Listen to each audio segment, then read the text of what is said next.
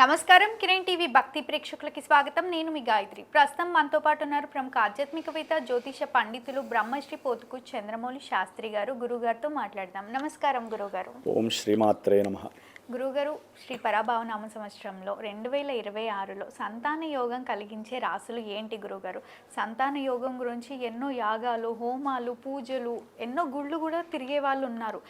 అయినప్పటికీ కూడా సంతానం కలగని వాళ్ళు చాలామంది అలానే మిగిలిపోతున్నారు. 10 సంవత్సరాలు అయినా కూడా సంతాన యోగం కలగదు కొంతమందికి. అలాంటి వాళ్ళ కోసం ఏదైనా పరిహారాలు ఉంటాయా?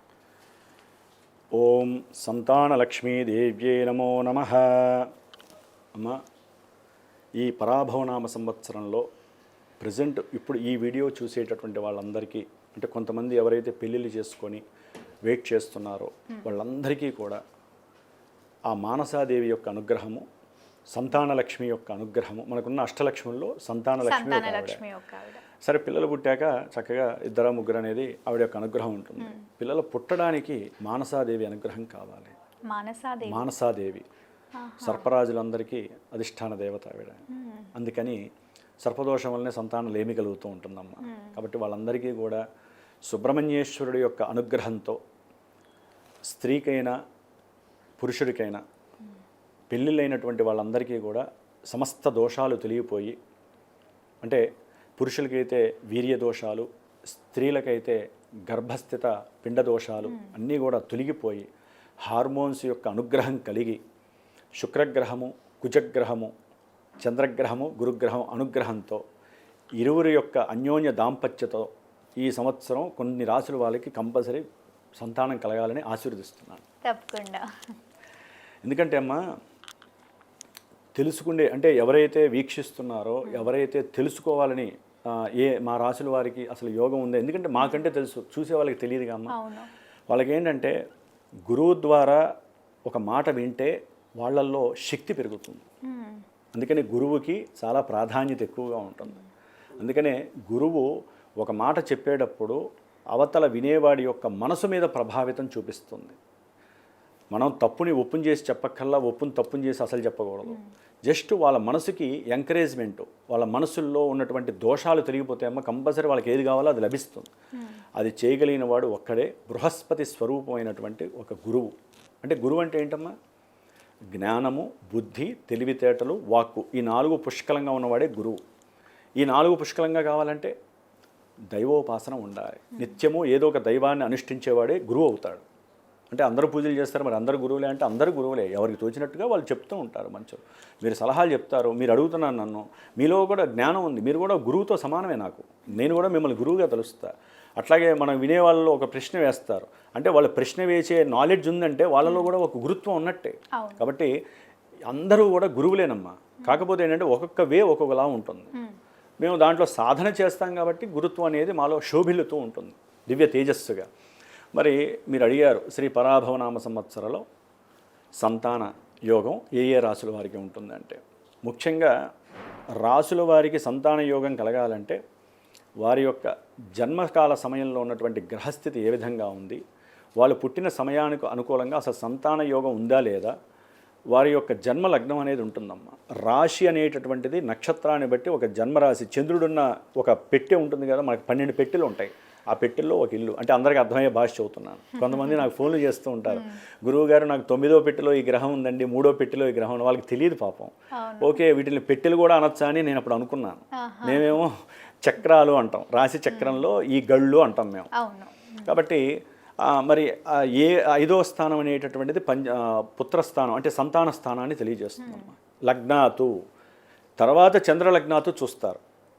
అంటే ఇప్పుడు మీరు అడిగారు గోచారంలో ఈ పరాభవనామ సంవత్సరంలో ఒక్కొక్కరిది ఒక్కొక్క రాశి ఉంటుంది కదా నక్షత్రానుసారం. ఆ రాశి నుంచి గ్రహము, ఏ గ్రహము అనుకూలంగా ఉంటే వారికి మాత్రమే సంతాన యోగం కలుగుతుంది.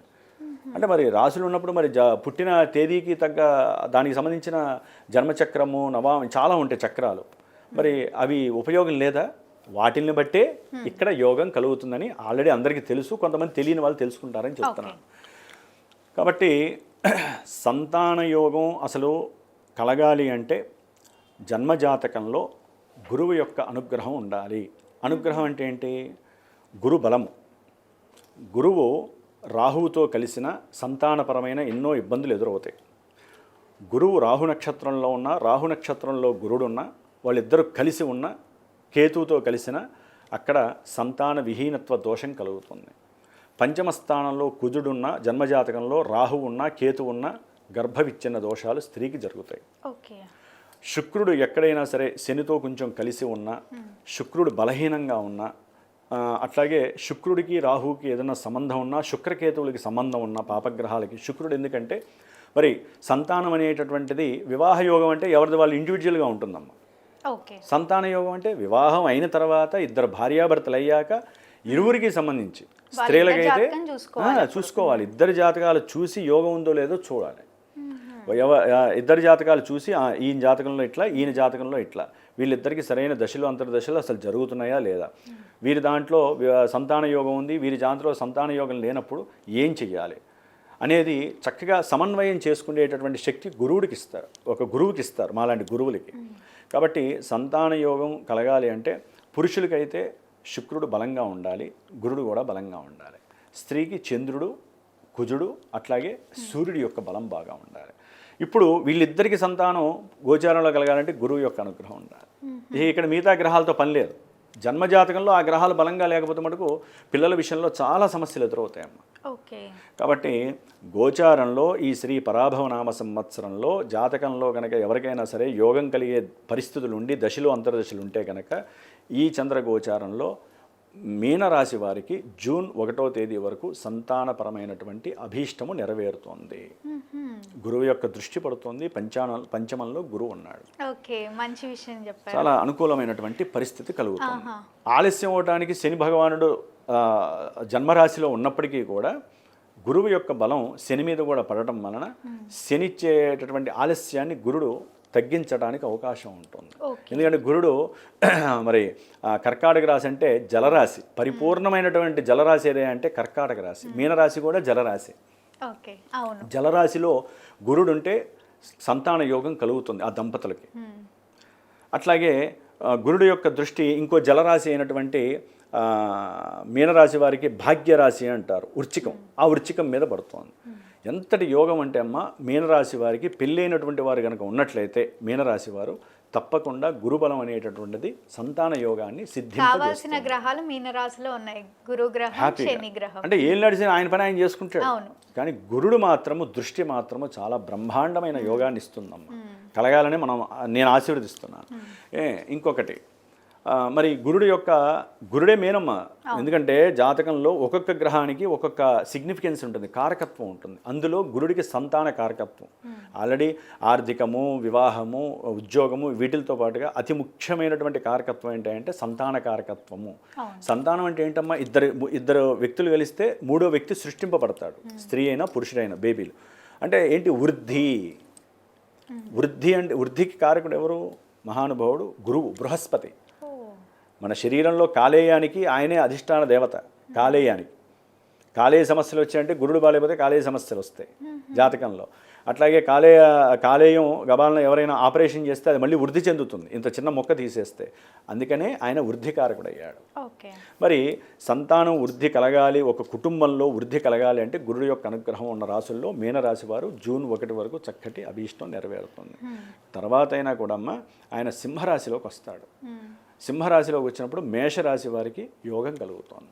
మేషరాశి వారికి అది రెండో సంతానమైనా మూడో సంతానమైనా, అంటే ఆల్రెడీ ఒకళ్ళుండి రెండో సంతానం కోసం ప్రయత్నం చేసే వాళ్ళకి, లేకపోతే ఇద్దరుండి మూడో సంతానం కోసం ప్రయత్నం. కొంతమంది ఇద్దరు ఆడపిల్లలు ఉన్నాక నాకు మగపిల్లాడు కావాలి అని అనుకుంటూ ఉంటారు చూసారా, అలాంటి వాళ్ళకి కూడా చక్కగా అనుకూలతలు కలుగుతున్నాయి. కాబట్టి మీనరాశి అయిపోయింది జూన్ 1 వరకు. ఎందుకంటే గురుడు మరి 3 రాశుల్లో సంచరిస్తున్నాడు. అందుకని 3 రాశుల వారికి ఆయనకి అతిచారత్వ దోషం కలిగిందేమో కానీ 3 రాశులు పంట దాంట్లో సంతానం సంబంధించినటువంటి పంట పండుతోంది. కాబట్టి ఇందాక మనం చెప్పిన దాంట్లో మేషరాశి తర్వాత మళ్ళీ కుంభరాశి వారికి మరి మహానుభావుడు జూన్ 1 వరకు కూడా కుంభరాశికి ఉన్నాడు. క్షమించాలి, ఇందాక నేను మీనరాశి అన్నాను కదా, జూన్ 1 వరకు కాదు, జూన్ 2వ తేదీ నుండి అక్టోబర్ 31 వరకు కూడా ఆయన కర్కాటక రాశిలోకి వస్తాడు. కుంభరాశి వారికి జూన్ 1 వరకు కూడా ఆయన గురుబలం అనేటటువంటిది చాలా పుష్కలంగా ఉంది కాబట్టి వారికి సంతాన యోగం కుంభరాశి వారికి కలుగుతోంది. తదుపరి మనకి మేషరాశి వారికి మరి అక్టోబర్ అంటే నవంబర్ 1 నుంచి కూడా గురుడు పంచమ రాశి అయినటువంటి సింహరాశిలోకి వచ్చినప్పుడు నెక్స్ట్ ఫిబ్రవరి వరకు కూడా 2027 ఫిబ్రవరి వరకు కూడా సంతాన యోగం కలుగుతోంది. తదుపరి మళ్ళీ ఆయన వక్రించి ఎప్పుడైతే కర్కాటక రాశిలోకి వస్తాడో మళ్ళీ మీనరాశి వారికి ఆ యోగం కొంతమందికి ఎవరికైనా సరే ఆ యోగ దశలు జరగకపోయినా ఇప్పుడు బిగిన్ అయితే కనుక వాళ్ళకి సంతాన యోగం కలుగుతుంది. కాబట్టి 3 రాశులు సంతాన యోగం మేషము, కుంభము, మీనము, ఈ 3 రాశుల వారికి గురుబలం చాలా అత్యద్భుతంగా ఉంది. సంతాన ప్రాప్తి కలిగి ఇంట్లో విందులు వినోదాలు చక్కటి ఫంక్షన్స్ బారసాలలు అన్నప్రసనలు అన్నీ జరిగే యోగాలు ప్రాప్తిస్తున్నాయి. మీ జన్మజాతకంలో ఆ యోగం కలగాలని మీరు ఆశ మనసులో అనుకొని ఈ యొక్క వీడియో చూడడం ద్వారా గురుడు యొక్క వీక్షణలు ఆయన యొక్క కిరణ ప్రభావాలు చక్కగా ఆ దంపతుల మీద పడి మంచి రేతస్సు తేజస్సు యశస్సును ప్రసాదించి గురుడు బృహస్పతి దత్తాత్రేయుడు లాంటి అనుగ్రహం మీకు కలుగుతుంది. తప్పకుండా గురుగారు. మళ్ళీ గురుబలం లేని రాసుల వారిని చేసుకోవాల్సిన పరిహారాలు ఏంటి గురుగారు? అమ్మ, సంతానపరంగా లేమితో ఎవరైతే బాధలు పడుతున్నారో వారు కంగారు పడి అవేవో ఐవీఎఫ్లని రకరకాల ఇంజక్షన్లు పొడిపిచ్చేసేసుకొని ఆరోగ్యం చెడగొట్టుకుంటూ పాపం స్త్రీలు చాలామందిని నేను గమనిస్తున్నాను. స్త్రీలు దయచేసి ఐవీఎఫ్ల దగ్గరికి వెళ్ళకండి. సాధ్యమైనంత వరకు సంతానం లేనటువంటి వాళ్ళు బాధపడేటటువంటి వాళ్ళు సూర్య నమస్కారాలు చేయండి. సూర్యుడికి సంబంధించినటువంటి ఆదిత్య హృదయాన్ని చదవండి. సూర్యుడికి సంబంధించినటువంటి ఎవరైనా సరే రాగి చెంబులో నీళ్లు పోసుకొని ప్రతినిత్యము సూర్య నమస్కారాలు చేసిన తర్వాత ఆదిత్య హృదయం చదివి సూర్య కవచం అని ఉంటుంది, అంటే శరీరానికి సంబంధించింది, అది చదువుకొని చక్కగా ఆ నీళ్ళని స్వామివారికి ఎవరైతే భర్త ఉంటారో ఆయన గనక చక్కగా వదిలేస్తే తులసి చెట్లో కానీ మట్టిలో కానీ వదిలేస్తే ఆ సూర్యకిరణాల యొక్క తేజస్సు ఈ నీటి ద్వారా వారి ఇరువురు దగ్గరే ఉండాలమ్మా. నీళ్లు తర్పణం వదిలేటప్పుడు భార్య భర్తని తాకాలి, ఇద్దరూ చేయాలి. సూర్య నమస్కారాలు ఇద్దరూ చేయాలి, సూర్య ఆదిత్య హృదయం ఇద్దరూ చదవాలి. భర్త మాత్రము తర్పణాలు వదలాలి. వదిలేటప్పుడు ఆవిడ ఆయన్ని పట్టుకోవాలి. ఆ కిరణాలు చంద్రుడి స్వరూపమైనటువంటి ఆ నీటి ద్వారా వీళ్ళిద్దరి మీద తేజస్సు కలుగుతుంది. తేజస్సు కలిగి వారి యొక్క కోరిక ఏదైతే ఉందో అది కలిగటానికి, ఎందుకంటే అమ్మ మనకి పురాణాల్లో కుంతీదేవి సూర్యుడి యొక్క అనుగ్రహంతో పిల్లల్ని కన్నది. ఎంతోమంది సూర్యుడి యొక్క అనుగ్రహంతో పిల్లల్ని కన్న వాళ్ళు ఉన్నారు. ఆయన కిరణ ప్రభావం మనకి టీవీల్లో సినిమాల్లో ఏదో చూపిస్తారు. సూర్యుడి యొక్క కిరణం ఆవిడ గర్భంలో పడంగానే కంపల్సరీ అవన్నీ నిజాలే. అంతటి గొప్ప శక్తి, జీవశక్తి అమ్మ. ఒక జీవం ఏర్పడాలంటే ఆయన ఉండాల్సిందే. ఒక విత్తనం వేస్తే భూమిలోంచి మొలక రావాలంటే ఆయన లేకుండా వర్షాలు పడితే ఏమొస్తుంది? అది కులిపోతుంది, నీళ్లు పడిపోయి. ఆయన యొక్క పొడ తగిలితేనే మరి భూమిలో ఉన్నటువంటి ఆ క్షేత్రంలో ఉన్నటువంటి బీజము చక్కగా విత్తనం మొలిచి చక్కగా మనకి వృక్ష సంపదగా లభిస్తోంది, పూలని పండ్లని ఇస్తోంది. అట్లాగే నేను చెప్పినటువంటి పరిహారాన్ని ఆచరించండి. సరే, దీని తర్వాత మరి గురుబలం లేనటువంటి వాళ్ళు ఉంటారు జన్మజాతకాలలో. వాళ్ళు ఏదైనా ఒక గురువుకి చూపించుకొని ఏదైనా సరే గురుబలం కోసం ఏదైనా హోమాలు, మనకి ఎన్నో హోమాలు ఉంటాయమ్మా. గురుగ్రహ పాశుపత హోమాలని, సంతాన వేణుగోపాల స్వామి పాశుపత హోమాలని, అట్లాగే సంతాన పాశుపత రుద్రహోమం అని ఉంటుంది, దివ్యాస్త్రం అది. ఇట్లాంటివి ఏదైనా సరే మీకు నమ్మకమైనటువంటి గురువుతో మీరు ఏ దేశంలో ఉన్నా ఎక్కడున్నా సరే మీ మనసుకి ఈ గురువుతో చేయించాలి సంప్రదించాలనుకుంటే మీరు చక్కగా అనుకొని సంప్రదించండి. అప్పుడు మీకు పుణ్య ఫలితం కలుగుతుంది. అట్లాగే వీలుంటే 16 గురువాలు నియమనిష్టలతో దత్త చరిత్ర పారాయణ చేయటం, అట్లాగే దత్తాత్రేయుడు యొక్క ఫోటోని చక్కగా మధ్యలో పెట్టుకొని వాళ్ళ యొక్క ఇంట్లో సూర్యోదయానికి ఒక 40 నిమిషాల ముందు భార్యాభర్తలు ఇద్దరు కూడా దత్త చాలీసా అని ఉంటుంది. దత్త కవచమేమో భర్త చదవాలి, దత్త చాలీసానేమో ఈవిడ చదవాలి. చక్కగా ఇరువురు చదువుకొని ఆయనకి ఆవునీతితో దీపారాధన 3 ఒత్తులు దీపారాధనలు వేసి మీ మనసులో కోరిక చెప్పుకొని భార్యాభర్తలు ఆయన చుట్టూ 16 ప్రదక్షిణాలు చేసి చక్కగా ఆయనకి సంబంధించినటువంటి ఏ స్వీటో నైవేద్యం పెట్టాలి. చక్కెర పొంగలి కావచ్చు, లేకపోతే పాల్కోగా బయట నుంచి కాకుండా ఈవిడ ఏదైతే ఇంట్లో ఇంత చేసి పెట్టినా కూడా ఆయన స్వీకరిస్తారట దత్తాత్రేయుల వారు. స్వీకరించి ఆ నైవేద్యం పెట్టిన తర్వాత వాళ్ళిద్దరూ కనుక స్వీకరిస్తే ఆ ప్రసాదాన్ని ఇంకెవరికి 3వ వ్యక్తికి పెట్టకూడదండి. ఆ ప్రసాదం మీ ఇద్దరు వరకు ఇంతే చేసుకొని ఇంతే తినాలి, 3వ వ్యక్తికి పెట్టకూడదు. ఆ యోగం మీకు కలగాలి. అట్లా 16 గురువారాలు చేసుకొని తర్వాత 3 పౌర్ణాలు వస్తాయి కనుక 16 గురువారాల్లో 3 పౌర్ణాలు వస్తాయి. 3 పౌర్ణాల్లో గానుగాపూర్ కానీ ఇంకా 3 క్షేత్రాలు ఉన్నాయి మనకి. పిఠాపురంలో కూడా మనకి దత్తాత్రేయుడి యొక్క స్థానబలం ఉన్నటువంటి దేవాలయం ఉంది స్వామివారు. అట్లాగే గానుగాపూర్ ఉంది, ఇటు సైడ్ ఆదిలాబాద్ సైడ్ ఒకటి ఉంది. కాబట్టి ఎవరికి దగ్గరగా వాళ్ళు 3 పౌర్ణాలు చక్కగా అక్కడ స్వామివారి యొక్క దివ్యక్షేత్రంలో పరిసరాలు ఎక్కడైనా సరే చక్కగా భార్యాభర్తలు ఇద్దరూ కూడా నిద్ర చేసి ఆయన కంపల్సరీ సాక్షాత్కరిస్తాడు. ఎంతోమంది అలా చేసి వచ్చారు. చేసి మరుసటి రోజు బయలుదేరి వాళ్ళ ఇంటికి వచ్చేస్తే గురుబలం తగ్గినటువంటి వారికి దత్తాత్రేయుడి వారి యొక్క అనుగ్రహం కలిగితే కంపల్సరీ త్రిమూర్తుల అనుగ్రహంతో వారికి సంతానం కలుగుతుందని శాస్త్రవచనం. ఎంతోమంది వేల మంది లక్షల మంది ఈ యుగాల నుంచి ఆయన ఆరాధిస్తూ సంతానాన్ని పొందుతున్నారు.